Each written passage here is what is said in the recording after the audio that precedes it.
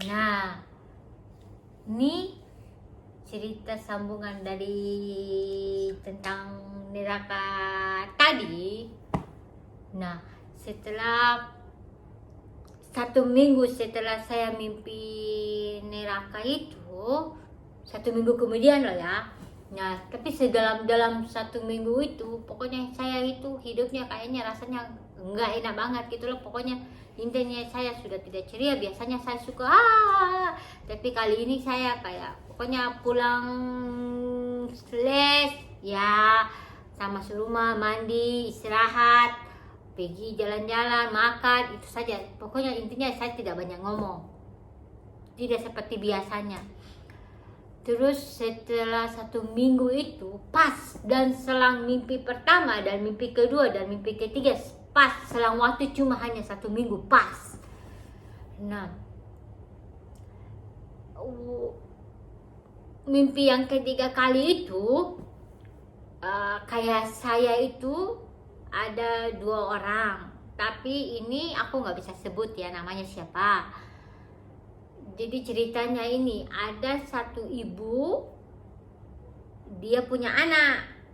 Nah, dia punya ini, ceritanya itu anaknya itu kayak mau bunuh ini ibunya.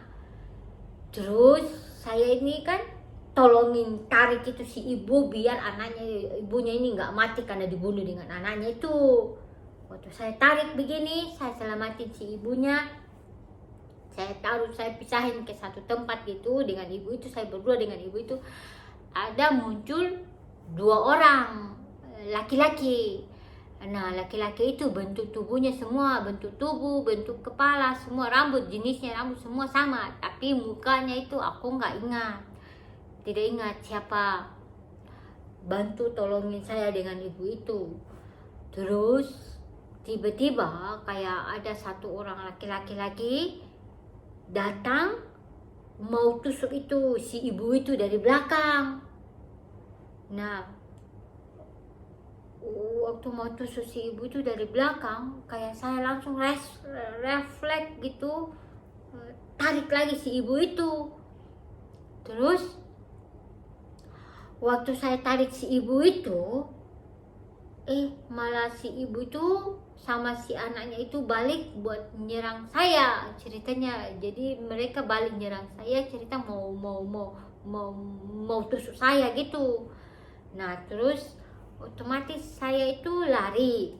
Nah, waktu saya lari begini, saya tidak kayak, saya keluar dari rumah itu, saya lari tidak ada kayak sudah tidak ada jalan lagi. Di samping jalanan itu kayak ada semua kayak sawah-sawah gitu yang tergenang air setengah lutut gitu. Di samping sawah-sawah itu kayak ada pagar, tapi pagarnya itu kayak dari pagar bambu yang kayak sudah sedikit rusak-rusak begitu. Tapi saya jadi posisi lari karena ketakutan gitu. Terus saya sambil bingung lihat kiri kanan, saya mau lari kemana. Terus kayak tiba-tiba kayak saya tuh dengar suara, kayak dia bilang begini, ayo kamu naik di atas pagar itu, jalan terus pelan-pelan di atas pagar itu ceritanya. Terus akhirnya saya ikut kata-kata yang orang yang bisik, dengar suara itu. Jadi saya ikutin naik di atas pagar itu.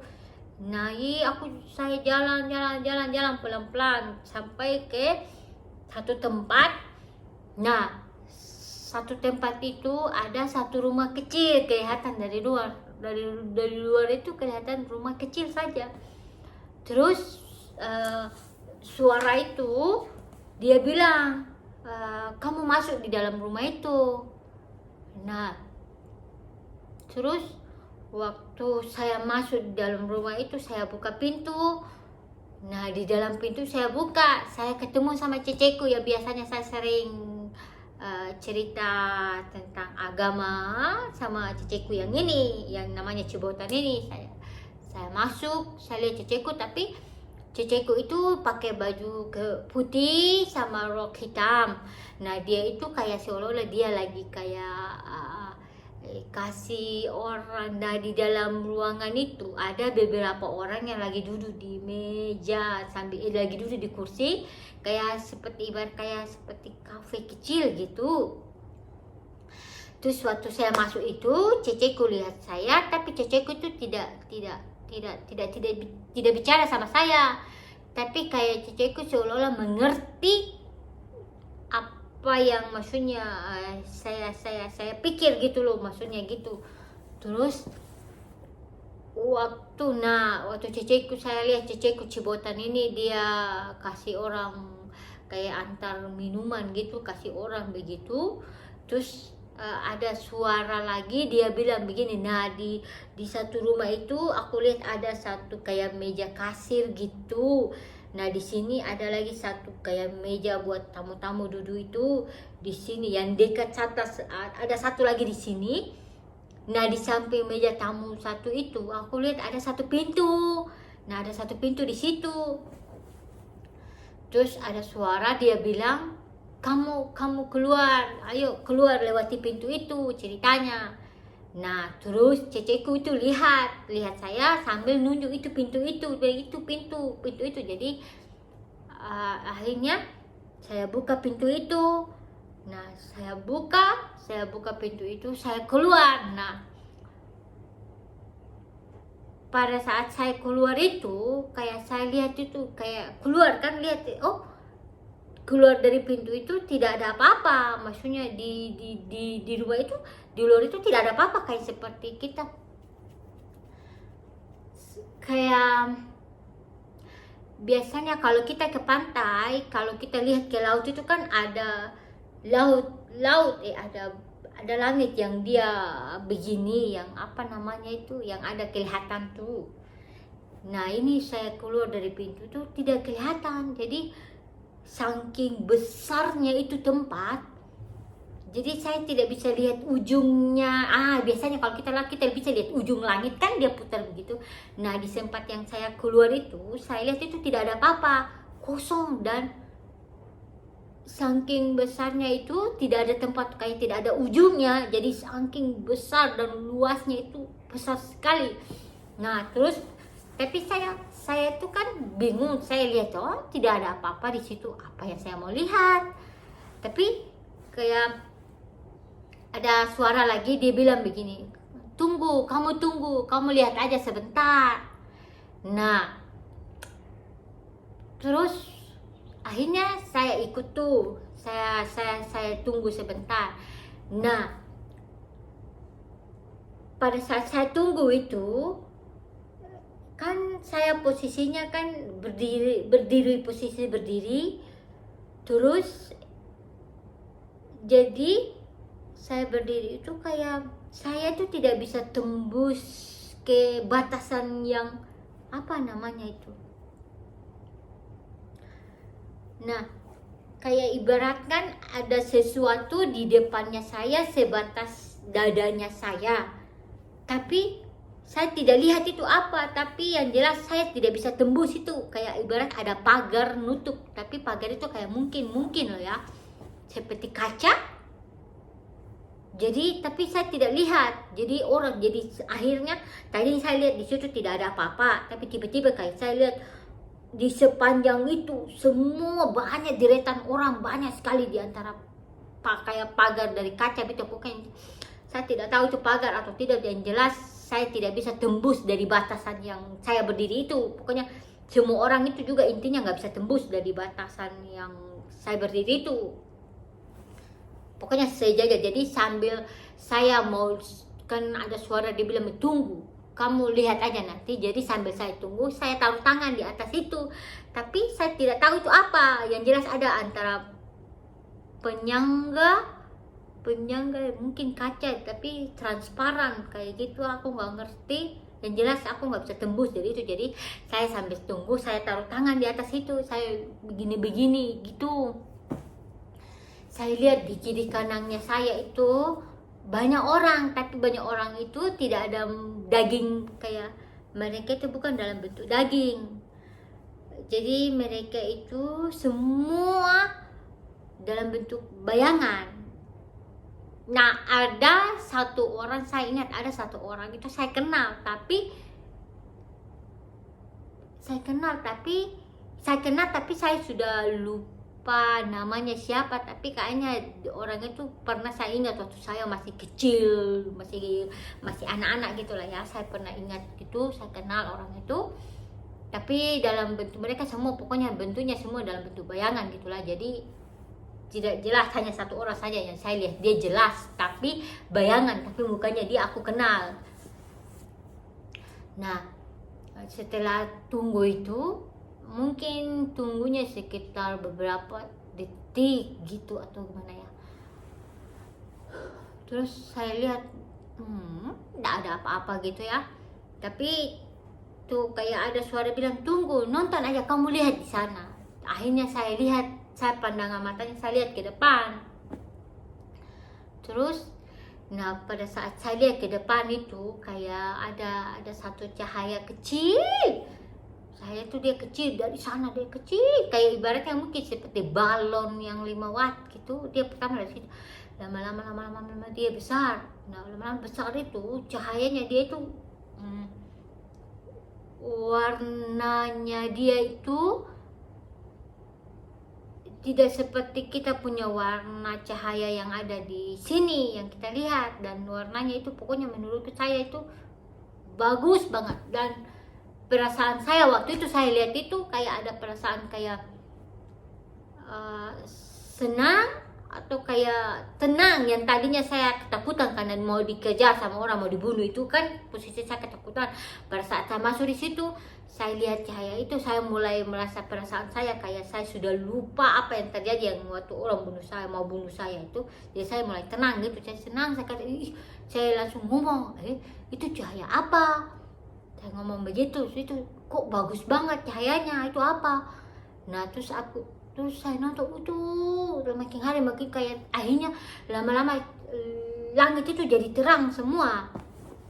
Terus abis itu saya lihat lagi langit kan, saya lihat langit nih ada angin, kayak angin itu kayak dia tiup awan gitu. Jadi awan tadinya kan besar, pecah-pecah, lama-lama awan itu dia jadi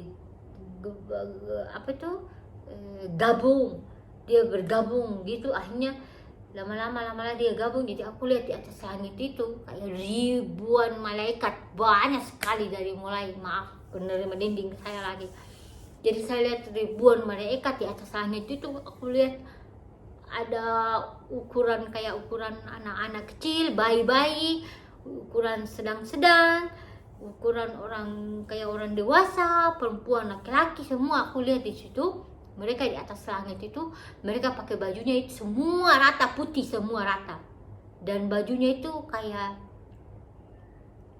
panjang, bajunya seperti kayak kita mau baptis, terus kita pakai baju baptis gitu ya, yang sambungan, baju sambungan panjang sampai ke bawah itu. Nah terus saya lihat mereka di situ semua model rambutnya itu semua sama. Nah pada saat melihat, pokoknya di atas langit itu tidak ada satupun langit yang kosong gitu. Semua saya lihat mereka dalam bentuk malaikat semua, mulai dari kecil, besar, sedang, semua saya lihat gitu. Terus saya lihat tuh akhirnya langit kan, saya lihat malaikat, terus saya lihat langit itu kan banyak malaikat, pokoknya bukan ratusan tapi kayaknya hampir ribuan. Pokoknya langit yang begitu besar, aku lihat itu hampir penuh gitu. Terus yang tadinya saya lihat pertama cahaya itu kayak ada di atas itu, pokoknya langitnya begitu kayak banyak cahaya gitu. Terus kayak saya lihat itu malaikat itu kayak mereka lagi pegang trompet, dan mereka pegang trompet itu sambil tiup trompet.